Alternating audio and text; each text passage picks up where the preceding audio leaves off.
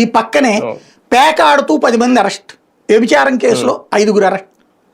ఇది డీటెయిల్గా చదువుతారు, ఎక్కడ ఏం జరిగింది, ఎందుకు జరిగింది. ఇది సహజ సిద్ధంగా ఒక పాజిటివ్ ఒక నెగిటివ్ కలిపి ప్రొజెక్షన్ చేస్తే నెగిటివ్ పాయింట్ని ఎక్కువ అట్రాక్ట్ అవుతుంది, పాజిటివ్ పాయింట్ డౌన్ ప్లే అవుతుంది. ఈ నెగిటివ్ పాయింట్ జగన్ని నెగిటివ్ చేయడానికి ఉపయోగపడుతుంది అనుకుంటున్నారు. కరెక్ట్, మొదటి వరకు రోజు అదే నడుస్తుంది అనుకోండి, వీళ్ళు ఎట్ట అన్నారు వాళ్ళు అట్ట అన్నారు, చర్చ జరుగుతుంది కదా. ఇప్పుడు ఫర్ ఎగ్జాంపుల్ నేరం చెయ్యాలంటే వణికిపోతుంది. నిన్న ఒకడు కాలు నరికి 3 కలిసి బండి మీద ఊరంతా తిరిగారు. మరి అది భయపడ్డా?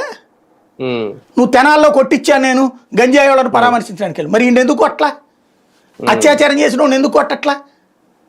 ఈ చర్చ జరగదా గ్రౌండ్ లెవెల్లో? అట్లాగే గంజాయి సహించను, భరించను, అంగీకరించను. ఇవాళ కూడా పోలీసులు అక్కడ రైల్వే స్టేషన్లో పట్టుకున్నారట. ఏమవుతుంది?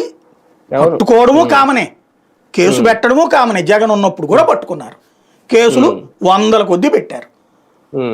అప్పుడు పెట్టినవన్నీ కూడా జగనే అమ్మిస్తున్నాడు, కానీ అప్పుడప్పుడు పట్టుకుంటున్నాడు. ఇప్పుడు పట్టుకుంటే మేమేం కంట్రోల్ చేస్తున్నాం, ఇది చర్చించరా జనం? అప్పుడు పట్టుబడితే గంజాయి రాజ్యమైంది, ఇప్పుడు పట్టుబడితే మేము గంజాయిని కంట్రోల్ చేస్తున్నాం.